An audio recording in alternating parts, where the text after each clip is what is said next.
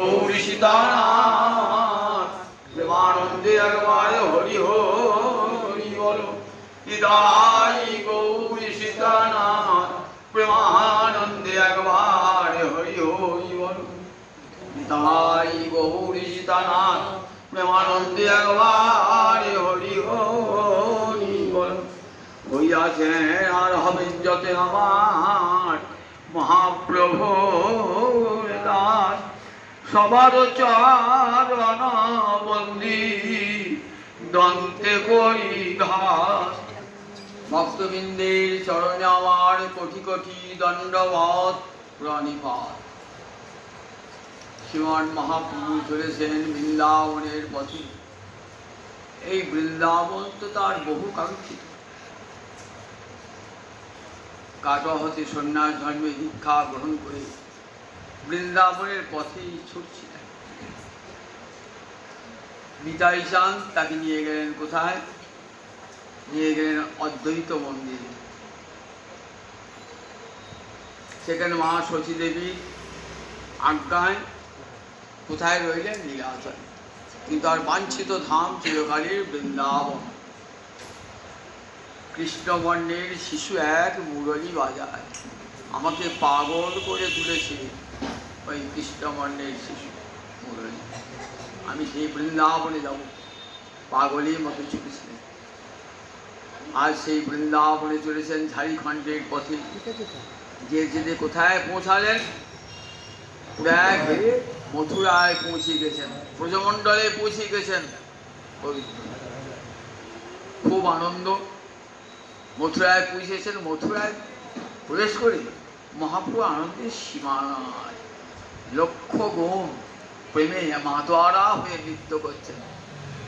এই সেই ধাম, নিজের ধামে যেন ফিরে এসছে আমার গৌরাঙ্গ। সেই কৃষ্ণই তো আমার গৌর হয়ে এসছেন। তাই নিজের প্রিয় বাঞ্ছিত ধাম শপথ রমণ বৃন্দাবন। সেই বৃন্দাবন দেখি পূর্বের স্মৃতি জাগ্রত হয়েছে। আনন্দে নৃত্য করছেন। এক মাথুর বিপ্র মথুরায় থাকেন, মহাপ্রভুকে দেখে প্রেমে গদগদ। গৌরহরিকে দর্শন করলেই লোকের হৃদয়ে প্রেমের উদয় হয়। শ্রীঅঙ্গ শ্রীমূর্তি যে করে দর্শন, তার হয় পাপ ক্ষয় পায় প্রেম ধন। শ্রীঅঙ্গ শ্রীমূর্তি যে করে দর্শন, তার হয় পাপ ক্ষয় পায় প্রেম ধন। দেখতে হবে না যে আবার গৌরের নাম করেন, যে গৌরাঙ্গে নাম তারে হয় প্রেম দান, তারে মই যায় বলিহারি। যে গৌরাঙ্গের নাম তার হয় প্রেম দান, তারে মই যায় বলিহারি। দেখা তো দূরের কথা, একবার যদি গৌর নাম উচ্চারণ করেন না, সঙ্গে সঙ্গে হৃদয়ে প্রেমের বন্যা। আমার এমন মহাপ্রভু রাধারানীর প্রেমে গড়া মূর্তি আমার গৌরাঙ্গ হই। যে দেখবে সেই তো প্রেমে নৃত্য করবে। মাধুর বিপ্র প্রেমে মাতোয়ারা মহাপ্রভুর চরণে লুটিয়ে পড়েছেন। মহাপ্রভু জড়িয়ে ধরে বলেছেন, আমার প্রাণ করছো কেন, প্রাণ করছো কেন? জড়িয়ে ধরে বলছে, আহা তুমি এত প্রেম পেলে কোথা হতে? মহাপ্রভু জিজ্ঞাসা করছে, পথে তো আরো অনেক মানুষ দেখলাম, এমন করে প্রেম মাতোয়ারা দুনয়নে জলধারা হাতে দেখি নাই, তুমি এই প্রেম পেলে কোথায়? তখন বলছেন, মাধবেন্দ্রপুরী কৃপা করে বৃন্দাবনে এসেছিলেন, তিনি কৃপা করে আমাকে দীক্ষা দান করেছেন।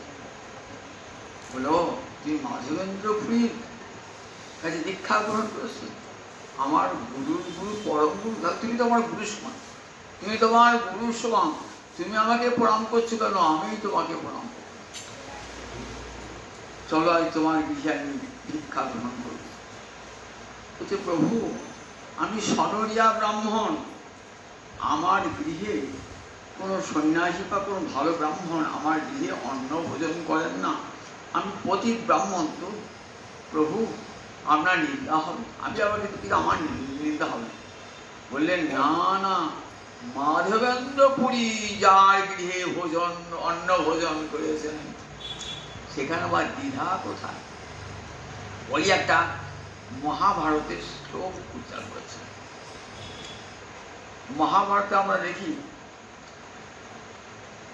যুধিষ্ঠিরাদি পঞ্চভ্রাতা মৃগয়াগত্য বার হয়েছে। এক ব্রাহ্মণ এসে বলছে আমি যজ্ঞ করব বলে দুটো কাঠ জোগাড় করেছিলাম, সেই কাঠ দুটো কোন হরিণে নিয়ে পালিয়েছে, তুমি খুঁজে দাও কোথায় সেই কাঠ দুটো আছে। খুঁজে বেড়াচ্ছেন কোথাও, আর কাঠ দুটো পাওয়া যাচ্ছে না। জল তৃষ্ণা পেয়েছে। যুধিষ্ঠির বলছে নিকটে কোনো সরোবর আছে, একটু জল নিয়ে আন। কে গেলেন? প্রথমে সহদেব, তুই যা জল নিয়ে আয়। সহদেব জল আনতে গেল। জল আনতে গিয়ে সহদেব দেখছেন গাছের মধ্যে একটা বগ বসে আছে, একবারে ফটফটে সাদা বগ। বগটাও মানুষ ভাষা কথা বলছে, এই সরোবরটা আমার, জল খেতে গেলে আমার অনুমতি নিতে হয়, আমার প্রশ্নের উত্তর দাও তবে জল পাবে, নইলে মৃত্যুবরণ করতে হবে। বলো তুমি কি বলছো? অনেক প্রশ্ন করলেন, একটা প্রশ্নেরও উত্তর দান করতে পারে। সদমুখ থাকবে। জল আনতে গেছে, জল এখন এলো না, এই কাছে জল আনতে হলে এখনো না, যাও তো নকুল গেল। নকুল গিয়ে দেখছেন তার ভাইটা মুড়ি পুড়ে আছে।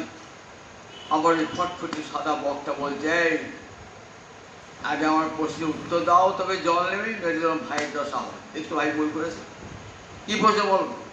অত প্রশ্ন করলেন, উত্তর আর একটাও দিতে পারলেন না, বই কথা। এমনি একে একে গেলেন, একবারে অর্জুন পর্যন্ত গেলেন, ভীম গেলেন, কে উঠতে পারেন, 4 ভাই মরে পড়া। সেটা যুধিষ্ঠির বলেন কি ব্যাপার, 4 ভাইকে বলেন 4 জনাই করে পড়ে থাকলো, 4 জনের উপর পড়ে থাকলো। তখন বলছেন আমি নিজে গিয়ে দেখি, জল থেকে আজ যাবেন না। তখন বক্তা বলছে দেখো আমার প্রশ্নের উত্তর দাও, যদি উত্তর দিতে না পারো জলও পাবে না, এত 4 ভাই যা করছে তোমার তাই করছে বল। তখন অনেকগুলি প্রশ্ন করেছেন, তার মধ্যে একটি প্রশ্ন ছিল ক পন্থা, পথ কি? ক পন্থা, পথ কি?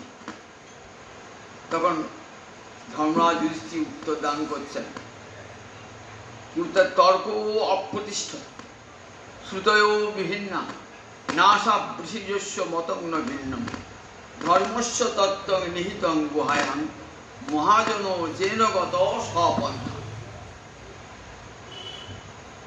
বলছি উত্তর শোনো, তর্কের প্রতিষ্ঠা নাই। আপনি একটা তর্ক দিয়ে একটা মতবাদ দাঁড় করালেন, আমরা চোখ বুদ্ধিমান এসে আমরা তর্কটাকে খণ্ডিত করে আরেকটা মতবাদ করি, তার চেয়ে একটা বুদ্ধিমানের। এমনি করে তর্কের দ্বারা করি সত্যকে পাওয়া যায় না, তর্কের দ্বারা করি সত্যের মীমাংসা হয় না। শ্রুতয়ও বিভিন্ন, আবার বেদ ভিন্ন ভিন্ন মত, মুনিরা যেমন যেমন তার অনুভূতি হয়েছে সেই সেইভাবে বেদ বর্ণনা করেছেন। সুতরাং শ্রুতয়ও বিভিন্ন, বেদে এক এক মুনির এক এক ঋষির এক এক রকম ভাবনা চিন্তা প্রকাশ করেছে। বেদ একটা মুক্ত চিন্তার স্থান, মুক্ত চিন্তার স্থান। কত ঋষির কত সাধনা, আর কত ঋষির মনের ভাব কত প্রকার বর্ণনা। শ্রুতয়ও বেদ শ্রুতি একমত নয়। শুধু নাসা বৃষিজস্য মতং না ভিন্নম, নাসা বৃষ ন অসৌ ঋষি, সন্ধি করে নাসা বৃষি, এমন ঋষি নাই যার মত ভিন্ন নয়। এক ঋষির এই মত, অন্য ঋষির। তাহলে এই ক্ষেত্রে ধর্মের পথ কোথায় পাবো? তাহলে ধর্মস্য তত্ত্বং নিহিতং গুহায়াং, ধর্মের পথ গুহায় নিহিত, এত নিহিতে যে সে ধর্মের পথ খুঁজে বার করা কষ্টকর, শাস্ত্র ঘেটে বার করা কষ্টকর, কোনটা ধর্ম কোন পথে চলবে বার করা কষ্টকর। তাহলে এখন উপায় কি? তাহলে মহাজন জেনগত শপথ, মহৎ ব্যক্তিরা যে পথ নিয়ে গিয়েছেন সেই পথটাই পথ, সেই পথে অনুসরণ করব। মহাজ্ঞানী মহাজন যে পথে করেছিল সেই পথে গ্রহণ করতে হবে। মহাজনের পথটাই আসল পথ। দেখিয়ে গেছেন আমাদের মাধবেন্দ্র পুরী, যে দেখো হরিভক্তের কখনো জাতি নাই, তিনি সেই পথ দেখিয়ে গেছেন। সুতরাং সরজার ব্রাহ্মণ কি কুলীন ব্রাহ্মণ এসব বিচার করেন না। মাধবেন্দ্র পুরী তার বাড়িতে তাকে দীক্ষা দিয়েছেন, তার গৃহে অন্ন গ্রহণ করেছেন। শুধু তিনি তো মহাজন, তিনি তো পথ দেখিয়েছেন। শুধু আমি তোমার গৃহেতেই অন্ন খুব আনন্দ নিলেন। এইবার সেই বৃক্ষ সমস্ত দেখাচ্ছেন, মথুরা সমস্ত স্থান এসেছেন বিশ্রান্তি ঘাট। বিশ্রান্তি ঘাট মানে কংসকে বধ করে কৃষ্ণ এই ঘাটে বিশ্রাম গ্রহণ করেছেন, তাই বিশ্রাম ঘাট বা বিশ্রান্তি। এই মথুরাতে ইতিহাস, মথুরা আগে নাম ছিল মধুপুর। মধু দৈত্য শিব ভক্ত ছিল, শিবটাকে একটা শুল দিয়েছিল, বলছে এই শুলটা তোমার কাছে যতক্ষণ থাকবে ততক্ষণ তোমাকে কেউ বধ করতে পারবে। তারপর সে এমন হয়ে গেছিল, নির্ভীক হয়ে গেছিল, মরিদত্তগুলো মরে যায়। তখন তার পুত্র ছিল লবণাসুর। লবণাসুরকে দিয়ে গেলেন এই শুলটা, বলে এই শুলটা দরকার থাকলে তোকে কেউ বধ করতে পারবে। সেই শুলটা পেয়ে লবণাসুর এত অত্যাচারী হলো না, দেবতা ব্রাহ্মণ ঋষি কিছুই মানত না, শুধু অত্যাচার করত। তখন রামচন্দ্রের কনিষ্ঠ ভ্রাতা শত্রুঘ্ন শুনতে পারলেন। ওটি রামচন্দ্র তখন শত্রুঘ্নের রাজ্যের মধ্যে পড়ে। শত্রুঘ্ন গেলেন, গিয়ে ভার্গব মুনিকে জিজ্ঞাসা করলেন কি করে ওই মধু দৈত্যকে বধ করা যায়। ও তো হাতে ওই শুলটা শিবের শুল আছে তো, তা বলে ও যখন মৃগয়ায় বার হয়, পশু শিকার করতে বার হয়, তখন শুলটা শিবের মন্দিরে রেখে দিলেন। সেই সময় হত্যা মৃগয়া করে ফিরে আসছে, সেই সময় মধু দৈত্যকে লবণাসুরকে হত্যা করলেন শত্রু হত্যা করলেন। লবণাসুরের মৃত্যুর ওইখানে সুরসেন বংশের প্রতিষ্ঠা হলো, যদু বংশের প্রতিষ্ঠা হলো। আমরা রামায়ণে দেখতে পাই ওইখানে ওই লবণাসুরকে বধ করে শত্রুঘ্ন এসেছিলেন বাল্মীকির আশ্রমে গঙ্গার তীরে। সীতাদেবীর সন্তান হয়েছে, বর্ষা রাতে এসেছেন, তখন সীতাদেবীর 2 সন্তান হয়েছে, লব আর কুশ। সীতাদেবী দেখে যাও, দেখো তোমার জ্যেষ্ঠ ভ্রাতার 2 সন্তান। রামায়ণের কাহিনীটা পাই। সেই থেকে না মধুপুরী থেকে নাম গেল মথুরাপুরী। এখন অনেকে বলে মধুপুরী বলা। মথুরা মণ্ডল বলি ব্রজমণ্ডল বোঝায়, মথুরা মণ্ডল কোন পুরীটি শ্রেষ্ঠ পৃথিবীতে বলে মধুপুরী বলা, বলে একমাত্র মধুপুরী সর্বশ্রেষ্ঠ পুরী, বৃন্দাবন ধাম সর্বশ্রেষ্ঠ। দেখছেন ঢুকেছেন বৃন্দাবনে প্রবেশ করছেন, গাভীর দল ছুটে এসেছে। ছুটে এসে যেন মহাপ্রভুকে খুব আহ্বান, যেমন কৃষ্ণ মনে হতো গা চাটছে আর মহাপ্রভু যথাযথ গাভীর দল চারিদিকে জানিয়েছে। মহাপ্রভু অঙ্গলেহন করছে, আগে যেমন কৃষ্ণের অঙ্গলেহন করতো গাভীর আপস্ত তেমনি করি, আর আমার গৌর হয়ে গায়ে হাত ধরেছে। মৃগমৃগীর দল ছুটে এসেছে, ময়ূরমণি ছুটে এসেছে, এই তো কৃষ্ণ এসেছে, আবার ছুটে এসেছেন তারা দর্শন করতে। মহাপ্রভু নাম করছে। এমন সময়তে একটা সরু কাটা শাড়ি এসে মহাপ্রভু হাতে উঠেছে। মহাপ্রভু মনে উদয় হল, ঠিক এমনি করে একদিন সুকার শাড়ির কত দাম। বৃন্দাবন বিলাসিনী রায় আমাদের, রায় আমাদের, রায় আমাদের, শ্যাম তোমাদের। বৃন্দাবন বিলাসিনী রায় আমাদের। সখী বলে আমারই কৃষ্ণ মদন মোহন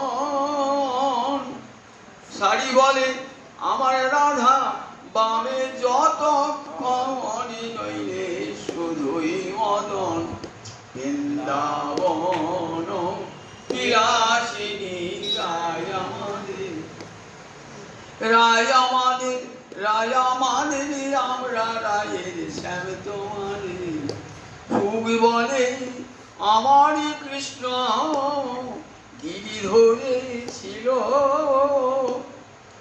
সারি বলে আমার রাধা শক্তি সঞ্চারিল নইলে পারবে কেন বৃন্দাবন বিলাসিনী রায় আমাদের সুখ বলে আমার কৃষ্ণের বাঁশি করে গান সারি বলে সত্য বটে বলে রাধার নাম নইলে মিছাই গান বৃন্দাবন বিলাসিনী রায় আমাদের রায় আমাদের রায় আমাদের শ্যাম তোমাদের বৃন্দাবন বিলাসিনী রায় আমাদের সুখ বলে আমার কৃষ্ণের মাথায় ময়ূর পাখা সারি বলে আমার রাধার নামটি তাতে লেখা ওই যে যায় গো দেখা বৃন্দাবন বিলাসিনী রায় আমাদের রায় আমাদের রায় আমাদের আমরা রায়ের স্বামী তোমাদের এই সুখদায় হলো মহাপ্রভু সুকার সারি যারা আজও গান করছে সুকার সারি বৃন্দাবনে কৃষ্ণের পক্ষে গান গাইছে সারি রাধানের পক্ষে গান গাইছে অপূর্ব এমনি করতে করতে মহাপ্রভু ভুগলেন ব্রজবনে ঢুকেছেন দ্বাদশটি বন পরিক্রমা করবেন এই সেই মধুর বৃন্দাবন কবে হাম হেলো বসে মধুর বৃন্দাবন কবে হাম হেলো বসে মধুর বৃন্দাবন নর্তন ঠাকুরের প্রার্থনা মধুর বৃন্দাবন ধাম আমার রাধা গোবিন্দের লীলাভূমি এর তার প্রতি ধুলি করায় সে এখনো সেই চিহ্নটা দেখা যায় রাধা মাধবের ধুলি করা চরণ চিহ্ন রয়েছে খুব আনন্দে বৃন্দাবন এই বৃন্দাবন প্রথম উৎপত্তি হলো বৃন্দাবনের বৃন্দাবনে এক দুটি ছিলেন দেখবেন উজ্জ্বলের মধ্যে দুটির কাজ রাধা কৃষ্ণের মিলন ঘটানো পুরুষকে বলে দুধ আর স্ত্রীকে বলে দুটি রাধা গোবিন্দের মিলনটা ঘটাতেন কে এই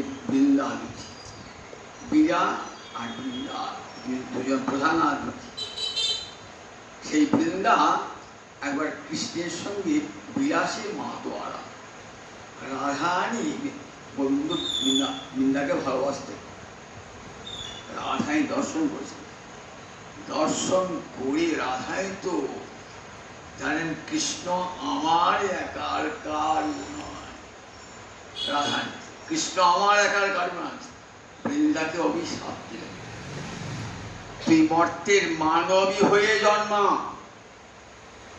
তখন বৃন্দা কাঁদছে কৃষ্ণ বললে তুমি যাও তুমি দুঃখ করো না আমার এক অংশ নারায়ণকে তুমি প্রতিরূপে পাবে বৃন্দা পৃথিবীতে নেমে এলো ধর্মধ্বজ আর মাধবী কন্যা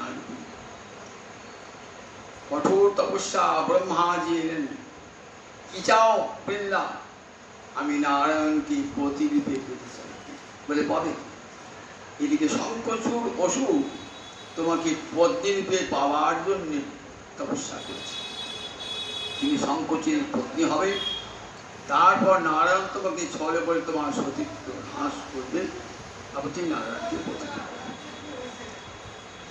শঙ্কচূড়ের সঙ্গে বিবাহ শঙ্কচূড় এমন অসুর দেবতাদের সঙ্গে যুদ্ধে তাকে কেউ আর পরাস্ত করতে পারে না কেউ আর পরাস্ত করতে পারে না মহাদেব জানতেন ওর স্ত্রী সতীত্ব নাশ না হলে ওকে হত্যা করা যাবে তখন মহাদেব নারায়ণকে বললেন নারায়ণ শঙ্কচূড়ের বেশ ধরে গেলেন শঙ্কচের বৃন্দার কাছে গেলেন বৃন্দার সঙ্গে মিলিত হয়েছেন ঠিক সেই সুযোগে তার স্ত্রী পাতিব্রত নাশ হয়েছে সঙ্গে সঙ্গে শঙ্কচূড়ের মৃত্যু পরে জানতে পারলেন বৃন্দা এই সাক্ষাৎ নারায়ণ আমার স্বামীর রূপ হয়ে এসেছে। তোমার এত কঠিন হৃদয়, পাষাণের মতন কঠিন হৃদয়, আমি তোমাকে অভিশাপ দিলাম, তুমি শিলা হয়ে পাষাণ হয়ে যাও। বললেন ঠিক আছে, আমি পাষাণ হয়ে জন্মাবো। জানো, গণ্ডকী দেবী আমাকে পুত্ররূপে পাবার জন্য তপস্যা করছেন, হিমালয়ে গণ্ডকী নদী। আমি তারই গর্ভে শিলা হয়ে জন্মাবো। আর তোমার চুল থেকে হবে তুলসী পত্র, আর তোমার স্বামীর হাত থেকে হবে শঙ্খ। এই তিনজনই একসঙ্গে থাকবে। যেখানে নারায়ণ সেখানে তুলসী পাতা, আর সেখানে শাক থাকবে, থাকবে। আজ যেখানে আজ তুলসী বলে তোমার পত্র ছাড়া আর কোনো পত্রে গোবিন্দ সেবা হবে না। তুমি ফুলের যত বড় দামি দামি ফুল হোক না কেন, তুলসী মতন প্রিয় কেউ আর হবে না। সেই বৃন্দাবনী বন বলে নাম হয়ে গেল বৃন্দাবন, নাম বৃন্দাবন ধাম। সেই বৃন্দাবনে এসেছেন পরমানন্দ বৃন্দাবনী, যে এখানে ধুতি ছিলেন। পরমানন্দ মহাপ্রভু এসে কোথায় বললেন? প্রথমে আরিট গ্রাম উঠেছেন। তখন কিন্তু এখন সব তীর্থ লুপ্ত সব। এই আরিট গ্রাম খুব বিখ্যাত গ্রাম। আরিট গ্রাম মানে এখানে অরিষ্টাসুরকে কৃষ্ণ বধ করেছে। অরিষ্টাসুর একটা বৃষের মূর্তি ধরে বৃন্দাবনে এসেছে, ষাঁড়ের মূর্তি ধরে এসেছে। সমস্ত পুজো বালকেরা বালিকারা চিৎকার করছে, বাঁচাও বাঁচাও। কৃষ্ণ বলে কোনো চিন্তা নাই, ষাঁড়ের দুটো শিং ধরে তাকে পাদ মারতে মারতে আমাকে ফেলে দেন অরিষ্টাসুরের মধ্যে। এবার তো আপদ বিদায় করেছি। ভুজগবিয়া বলে আপদ বিদায় করেছ, তোমার কিন্তু পাপ হলো। কি পাপ হলো? বিশত গরু গোবধের পাতকী হলে তোমার অঙ্গ আমরা স্পর্শ করব। গোবধের পাতকী মানে ভয়ঙ্কর পাতকী, তোমার অঙ্গ স্পর্শ করবো না। কি করে আমি শুদ্ধ হব? তা বললে যদি এই ত্রিভুবনে যত তীর্থ, সেই সমস্ত তীর্থে যদি স্নান করতে পারো, তাহলে তুমি গোবধের পাতকীত্ব থেকে মুক্তি প্রাপ্ত। বলি সব তীর্থকে থেকে এখানে আনতে পারি? বলি ঠিক আছে। তখন কৃষ্ণের বাম চরণের পার্শ্বে গোড়ালি দিয়ে জায়গাটি আঘাত করলে সঙ্গে সঙ্গে একটা বিশাল সরোবর তৈরি হয়ে গেল। সেখানে গঙ্গা, যমুনা, সরস্বতী, সব নদী, যত যত পৃথিবীতে নদী আছেন এলেন, সপ্ত সমুদ্র এলেন, স্নান করলেন, দিয়ে বললেন দেখো এবার তো বিশ্বের সপ্ত এখানে সমস্ত নদী এসেছেন, গঙ্গা, যমুনা। বলে কী করে বিশ্বাস করবো? ও বিশ্বাস করবো না? ঠিক আছে। গঙ্গাটা ঘোষণা বলছে আমি গঙ্গা, আমি নর্মদা, আমি কাবেরী, আমি সিন্ধু, সব পরিচয় দিচ্ছে। এ বিশ্বাস তো? তোমরা একে স্নান করো, আর তোমরা পবিত্র হবে। তোমরা আমার সঙ্গে মেলামেশা করো, তো তোমরা তো অপবিত্র, বৃন্দাবনে যাবো, তোমরা তো অপবিত্র। বললেন না, তোমার ও জল, তোমার পাত লেগে আছে ওই জলে। ও জলে আমরা নাম এখানে শ্যামকুণ্ড, ওইখানে আমি স্নান করবো না। করবে না, আমরা আলাদা কুণ্ড তৈরি করবো। তখন অরিষ্টাসুরে পায়ের খুঁড়ের চাপে একটা বড় গর্ত হয়ে গেছে। রাধারানী তার শতকোটি বিশ্বটিকে নিয়ে চল আমরা একটা কুণ্ড করবো পাশেই। যারা গেছে দেখেছে রাম শ্যামকুণ্ড রান্না করে কাছাকাছি, হাতে করে খুঁজছে, মাটি খুঁজছে, খুঁজতে খুঁজতে খুঁজতে সরকারটা সরকার জল নাম আমার এখানে জল দেবো কোথায়? ও জল নেবো না, ও জলটা দূষিত হয়ে গেছে, জল নেবো না। কোথেকে আনবে জল? আমরা মানসী গঙ্গা থেকে জল আনবো, মানসী গঙ্গা থেকে জল আনবো। মানসী গঙ্গা বৃন্দাবনে রেখেছে নাকি? মানসী গঙ্গা মানে বৃন্দাবনে তো গঙ্গা ছিল না, বৃন্দাবনে গঙ্গা নাই। কারণ বৃন্দাবন ব্রজবাসীদের ইচ্ছা গঙ্গা স্নান করবেন। এক কার্তিক মাসের অমাবস্যা সব বেরিয়ে পড়েছেন গঙ্গা স্নান করবার জন্য। হেঁটে হেঁটে আসেন, গঙ্গা স্নান করবার জন্য আসেন। গোবর্ধন এসে শুয়ে পড়ে ঘুমিয়ে পড়ছে সব রাত্রে। তখন ভাবছেন নন্দ মহারাজ বৃন্দাবনে সব তীর্থ রয়েছে, অত ব্রজবাসীর বিশ্বাস হচ্ছে না গঙ্গা নাই, মনে মনে ভাবছে। মন থেকে তৈরি হয়ে গেল গঙ্গা, সবাই ভরে উঠেছেন যে গোবর্ধনে মানুষী গঙ্গা প্রবাহিত হচ্ছে।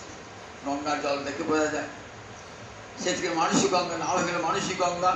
এইখানে কৃষ্ণ নাবিকের বেশ নাবিকের বেশ ধরেছিলেন, নৌকা বিলাস এইখান থেকে এই মানুষী গঙ্গাটি হয়েছিল। সেই মানুষী গঙ্গা থেকে জল আনবেন, যখন মানুষী গঙ্গা থেকে জল আনবেন না, তখন সব তীর্থ উঠে বলছে দেবী করুণা করো, তোমার তীর্থে আমরা যাই, তোমার তীর্থে তোমার এই সরোবরে আমরা যাই। তখন দেবী আদেশ দিলেন শ্যামকুণ্ডকে ভেদ করে সব রাধাকুণ্ডে ওই সব তীর্থে জলে ছিল, নাম হয়ে গেল রাধা কুণ্ড। একদিকে শ্যামকুণ্ড আর একদিকে রাধা। এই শ্যামকুণ্ড রাধাকুণ্ড তখন আর নাই, মহাপ্রভু যখন গিয়েছেন না সব জমি হয়ে গেছে, শ্যামকুণ্ড রাধাকুণ্ড নাই। কিন্তু আড়ির গ্রামটা আছে, সবাই জানে আড়ির গ্রাম বা অষ্টাশী পদ্ম আসলাম। তখন সবাই ভাবছিলেন, ওখানকার ব্রজবাসীরাও যায় না যে কোনটা রাধাকুণ্ড কোনটা শ্যামকুণ্ড, ব্রজবাসীরাও জানেন না। মহাপ্রভু দেখছে জমিতে জল জমেছে, সেখান থেকে নিয়ে মাটি নিয়ে তিলক করছে, রাধাকুণ্ডের তিলক করছে, বলে এটি রাধাকুণ্ড, এর পাশে এটি শ্যামকুণ্ড। দেখবেন শ্যামকুণ্ড চৌকোনা, রাধাকুণ্ড যেমন চৌকোনা, শ্যামকুণ্ড না।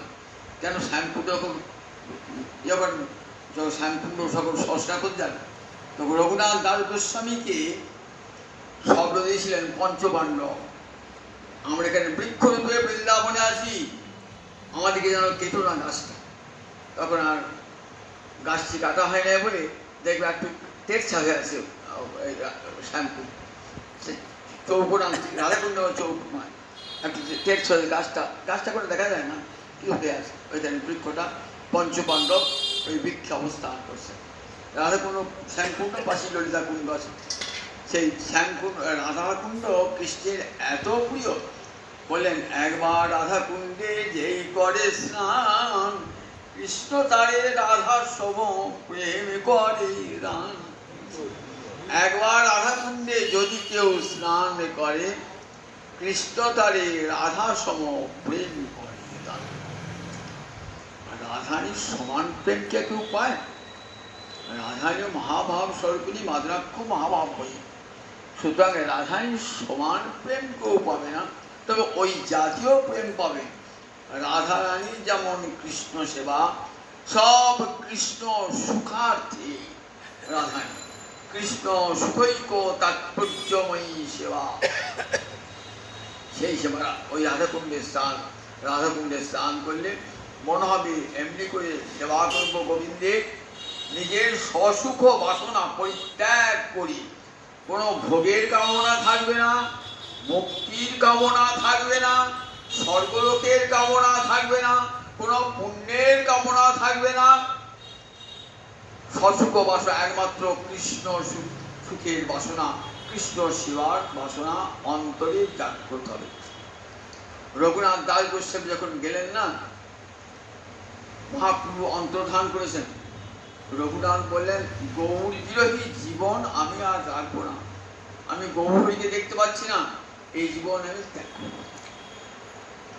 রঘুনাথ দাস 6 গোস্বামী 1 গোস্বামী রঘুনাথ দাস কবি জানেন তো, আদি সপ্তগ্রামে যার বাড়ি ছিল, রাজার দুলাল, বলে আমি আর এই এখানে পুরীধামে থাকবো, নেওয়া থাকবো, আমার গৌর নাই, আমি থাকবো না।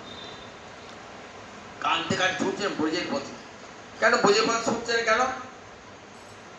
ব্রজের পথে মহাপ্রভু একটা শিলা আর একটা গুঞ্জামালা রঘুনাথকে দিয়েছে, বলেছে তুমি শিলাকে কৃষ্ণ কলেবর জ্ঞান করে এই শিলার সেবা করবে। সেই গোবর্ধনের শিলা সেবা করতেন। আর একটা গুঞ্জামালা দিয়েছিলেন, গুঞ্জামালা ছিল।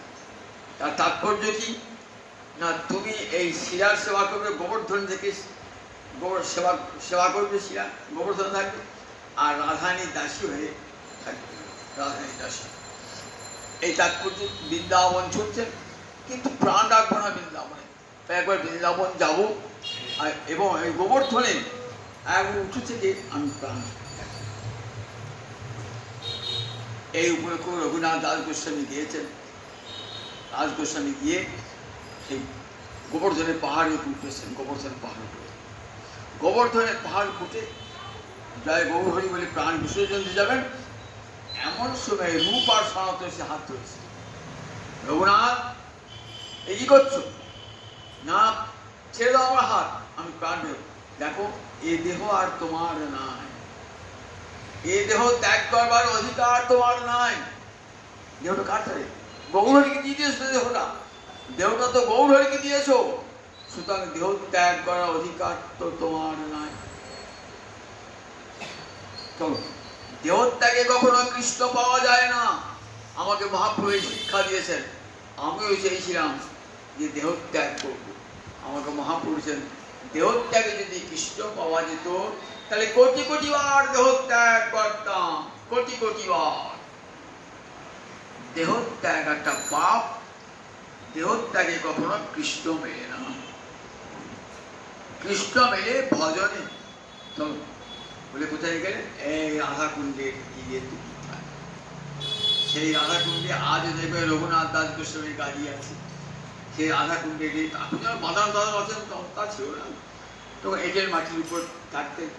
ওইকে ইচ্ছা রঘুনাথ দাস গোস্বামী দেখছে এক বোঝমাই এসে জলেতে পড়ে গেল, উল্টে পড়ে গেল। তখন মনের হাতে ঘাটটি যদি বাঁধানো থাকতো, তুই বাড়ির গেল খুব ভালো। কিন্তু কোথায়? রাজা ছেলে ইচ্ছে করে পারতেন, তুই বাবার টাকা দেবেন না, বিষয়ের টাকা ধর্মকার্যে লাগাবেন না। দেখেছেন, বিষয়ের অন্ন খাবেন না, বিষয়ের টাকাও ছোবেন না। নিজের বাবার যে তার টাকা খাবেন না। মনে মনে হাতে মনের বাসনা মরেই রইল। এক শেঠ, সে গেছে বদ্রীনারায়ণের মন্দিরে, সেখানে তার বিশাল মন্দির করে দেবো, তার খুব ইচ্ছা। নারায়ণ স্বপ্ন দিচ্ছেন, এখানে টাকা দেওয়ার মেলা লোক আছে, তুমি চলে যাও বৃন্দাবনে। রঘুনাথ দাস গোস্বামী বলে একজন আছেন, তিনি বাসনা করছেন রাধা কুণ্ড সংস্কার করতে হবে, শ্যামকুণ্ড সংস্কার করতে হবে। তিনি রাজা ছিল, বিক্রি হয়েছেন। যাও সেখানে গিয়ে তুমি টাকা দাও, বা সে রাধা কুণ্ড শ্যামকুণ্ড সংস্কার করো। সে বৃন্দাবন, সে কোথায়? তখন বৃন্দাবন তো বন জঙ্গলে ভরা। কে রঘুনাথ দাস বুঝতে সন্ধান পেলে এই রঘুনাথ দাস গোস্বামী চরণে পড়েছেন। চরণে পড়ে টাকাটা দিয়েছে। টাকা আমি ছোবো না, তুমি দাঁড়িয়ে থেকে মন্দির এই রাধাকুণ্ড শ্যামকুণ্ড সংস্কার করো।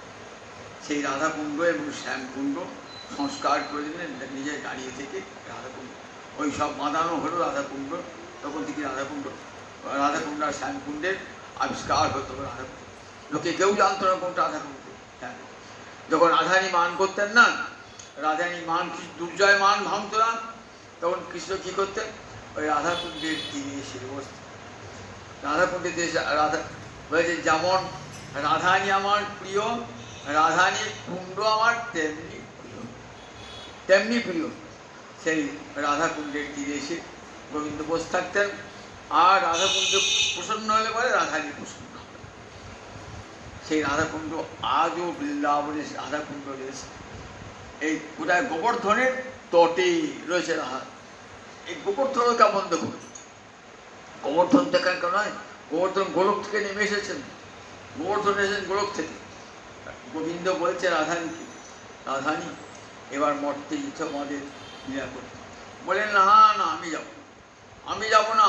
ন যত্র বৃন্দাবনম পুরী, ন যত্র যমুনা। যেখানে যমুনা, ন যত্র গোবর্ধন তত্র নামে মনুষ্য। যেখানে বৃন্দাবন নাই, যেখানে যমুনা নদী নাই, যেখানে গোবর্ধন নাই, আমি সেখানে যাব না। ওই রাধানী কিছু চিন্তা করো না, সব যাবে গোলকে। বৃন্দাবন, যমুনাও যাবে, ওই বৃন্দাবনও যাবে, আবার গোবর্ধন যাবে। গোবর্ধন এই গোবিন্দ আসবার পূর্বেতেই গোবর্ধন এসে গেছেন। গোবর্ধন কার পুত্র রূপে এসেছেন? শালবলি দ্বীপ, সপ্তদ্বীপা পৃথিবী, 7টা দ্বীপ আছে, একটা দ্বীপ হল আমাদের দ্বীপ, যেমন জম্বুদ্বীপ, তেমনি শালবলি দ্বীপে দ্রোণ পর্বতে পুত্র রূপে জন্মগ্রহণ করেছে। দ্রোণ একটা পর্বের নাম দ্রোণ পর্বত। সেই দ্রোণ পর্বতের উত্তর দিয়ে জন্মিয়েছেন গোবর্ধন। গর্গ সংহিতায় এই কাহিনীটি আছে, সেখানে জন্মিয়েছেন। সবাই যাচ্ছে ওই গোবর্ধনকে দর্শন করবার জন্য। হিমালয় থেকে আরম্ভ করে পৃথিবীর যত বলছে, আজ থেকে তুমি গিরিরাজ, তুমি গোলক থেকে নেমে এসেছো, সমস্ত পর্বতের গুরু তুমি, তোমার পর গোবিন্দের লীলা হবে। সবাই জানত। কাশীধাম থেকে এক ঋষি গিয়েছেন, পুলস্ত ঋষি। কাশীধামে গঙ্গা আছে, কিন্তু কোনো পাহাড় তো নেই, পর্বত তো নেই। ভাবলেন এখানে পাহাড় আনতে হবে। চলে গেলেন কোথায়? শালমণি দ্বীপে। শালমণি দ্বীপে গিয়ে দ্রোণ পর্বতকে বলছেন, তোমার পুত্রটিকে চাই, আমার এত প্রিয় পুত্র, তাকে তুমি নেবে? বললেন যদি না দাও তাহলে আমি অভিশাপ দেব। তখন গোবর্ধন বলছে, বাবা তুমি চিন্তা করো না, কোনো চিন্তা করো তুমি। বলে দেখো আমি যাবো, ভারতবর্ষে যাবো, সেখানে রাধা মাধবের লীলা হবে, সব আমি জানি, তুমি চিন্তা করো। তখন বলছি ঠিক আছে মণি, আমি যেতে রাজি তোমার সঙ্গে, যেতে রাজি। আমাকে কি কেউ নিয়ে যাবে তুমি? বলে আমার হাতের তালু, দক্ষিণ হাতের তালুতে তোমাকে বসিয়ে নিয়ে যাবো। ঠিক তো? দেখো আমাকে কত বড় পাহাড় দেখছো তো, কত উঁচু আমি, কতবার দৈনিকে বসতে কত। বলে তুমি যত বড় ভারী হও না কেন, আমি তোমার আমার ডান হাতের তালু। কোথাও নামাতে পাবে না, কিন্তু শর্ত, যেখানে নামাবে আমি সেইখানেই থেকে যাব। কিন্তু বলে আমি তোমাকে কোনো জায়গাতেই নামাবো না, আমি একবার সোজা চলে যাব। আসছেন, ঠিক বৃন্দাবন এসেছেন, গোবিন্দ যোগমায়া ভুলিয়ে দিয়েছেন, শর্তটাও ভুলিয়ে দিয়েছেন। বলছে একবার নামাই, নামিয়ে আমি শৌচ কার্য, আমার স্নানাদি শাড়ি শৌচকীর্তা আনিকাদি করি। নামিয়েছেন, গোবর্ধন তো মনে মনে চাইছেন এইখানে আমার স্নান। গোবর্ধন মেয়ে বলেছেন, গোবর্ধন এইবার স্নান শৌচ সব আনিকাদি সেরে চলো। কিছুটা তুলতে পারেন, কিছুতেই তুলতে পারেন না, কিছুই তুলতে পারছেন না। তখন বলছে কেন মণি, তুমি তো শর্ত ভঙ্গ করেছো।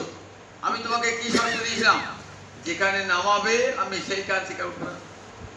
ও তুমি মণিবাক্য লঙ্ঘন করছো? লঙ্ঘন করি নাই, আমি তোমাকে অভিশাপ দিলাম, তুমি তিল তিল করে ক্ষয় প্রাপ্ত। বলে নাকি যে মণি অভিশাপে গোবর্ধন একটু হয়ে যাচ্ছে। যতদিন গোবর্ধন থাকবেন, যতদিন গঙ্গা থাকবেন, ততদিন কলির প্রভাব খাটবে না, শাস্ত্রে বলা আছে। গোবর্ধন আর গঙ্গা যতদিন রইবেন, ভাগবত বলা আছে কলি কখন আসবে, যখন একবারে গঙ্গার জল শুকিয়ে যাবে, গঙ্গা থাকবে না। গঙ্গা এবং গোবর্ধন যতদিন আছেন ততদিন পর্যন্ত কলি পাবে। সেই গোবর্ধনের তটে বসে ওই রাধাকুণ্ড, ওই গোবর্ধনে কত দান লীলা মান লীলা সব হয়েছে ওই গোবর্ধনের তটে। আজও গোবর্ধন দেখবেন সবাই গোবর্ধন পরিক্রমা করেন। সনাতন গোস্বামী বা গোবর্ধন প্রতিদিন গোবর্ধন পরিক্রমা করতেন। গোবর্ধন পরিক্রমা করতে করতে বুড়ো হয়েছেন, আর ভালো করে চলতেও পারেন না, কিন্তু ছাড়বেন না গোবর্ধন। গোবর্ধন পরিক্রমা করবেন, গোবর্ধন পরিক্রমা করবেন। তখন গোবর্ধন, তখন স্বয়ং গোবিন্দ এলেন, এসে একটা শিলাখণ্ড হাতে দিলেন। সনাতন তোমাকে আর গোবর্ধন পরিক্রমা করতে হবে না, গোবর্ধন পরিক্রমা করতে হবে না, এই শিলাখণ্ড নিয়ে যাও, আমার পদচিহ্ন রয়েছে। ঠিক গোবর্ধন হরিদাস ও বর্জ্য, তিনজন হরিদাসকে কে শুনেছেন বারবার, উদ্ধব একজন, যুধিষ্ঠির একজন, আর গোবর্ধন পর্বত একটি। সেই গোবর্ধন পর্বত হরিদাস ও বর্জ্য গোবিন্দ চরণ বুকে নিয়ে আজও বিরাজমান। যখন গোবিন্দ গোবর্ধন পর্বতে বাঁশি বাজাতেন না, তখন শিলা গলিয়ে যেত কৃষ্ণের বংশীধ্বনিতে, আর চরণ চিহ্নটি পড়ত। আজও গোবর্ধনের মধ্যে সেই চরণ, সেই গোবর্ধন শিলা দিলেন। আজও দেখবেন শিলাটা কোথায় আছে, দেখবেন রাধা দামোদর শ্রীজীব গোস্বামী সেবিত বিগ্রহ রাধা দামোদর মন্দিরে আছে। এক বছরে একদিন দেখায়, বছরে একদিন ওই রাধা দামোদর মন্দির আছে, সেখানে গোবিন্দের চরণ চিহ্ন আছে, শিলা করে। ওইটি ভুললেই গোবর্ধন পরিক্রমা। মহাপ্রভু গিয়েছেন, কিন্তু গোবর্ধনে পা দিয়ে উঠবেন না মহাপ্রভু। কেন গোবর্ধনে পা যাবেন না? না বলছে গোবিন্দের চরণ চিহ্ন আছে। আর শুধু তাই নয়, গোবর্ধন যে হরিদাস শ্রেষ্ঠ, তার অঙ্গে পা দেবো কেমন করে? কিন্তু গোবর্ধনের উপরে কি আছেন? গোপাল আছে। মাধবেন্দ্র পুরী নিয়েছেন কাঠিলি গ্রাম থেকে, গোপালকে উদ্ধার করে বসিয়েছেন না। অন্নকূট উৎসব কোথায় ছিল? অন্নকূট গাটার নাম হয়েছে, অন্নকূট নাম হয়ে গিয়েছে অন্নকূট গ্রাম। ওই গোবর্ধনের উপরে একটা গ্রাম, তার নাম অন্নকূট গ্রাম। সেই অন্নকূট গ্রামে গোপাল আছে। যে গোপাল মাটি থেকে উঠেছিলেন নাটুরা, সেই গোপাল এখন আর গোপাল ওখানে নাই, রাজস্থানে আছে গোপাল। সেই গোপালকে দেখবার জন্য খুব ইচ্ছা মহাপ্রভু, কিন্তু উঠবেন না তো। কিন্তু গোপাল দেখা দেবে কেমন ছল করেছে দেখুন গোপাল। অন্নকূট গ্রামে এসে একটা লোক বলে গেল, পার্শ্ববর্তী গ্রাম থেকে তুরুকধারী আসবে, মুসলমান সৈনিক আসবে, কাল এখানে তোমার সব মন্দির মন্দির থেকে দেবে, লুটপাট করবে। তখন কি করলেন? ওই গোপালের সেবক কি করলেন? গোপালের সেবক গোপালকে নিয়ে এলেন কোথায়? এসে কাঠুরি গ্রামে, কাঠুরি গ্রাম যেখান থেকে গোপাল উদ্ধার হয়েছিল, এক ব্রাহ্মণের গৃহে পুজো হয়েছে। সেখানে মহাপ্রভু গোপাল দেখেন আর পরমানন্দে নৃত্য করেন। রূপ সনাতন ওই মহাপ্রভু আদেশ অনুসরণ করে রূপ সনাতনে উঠতেন না।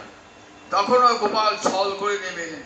ওই মুসলমান সৈনিকেরা এসে আক্রমণ করবে বলে নেমে এসে কোথায়?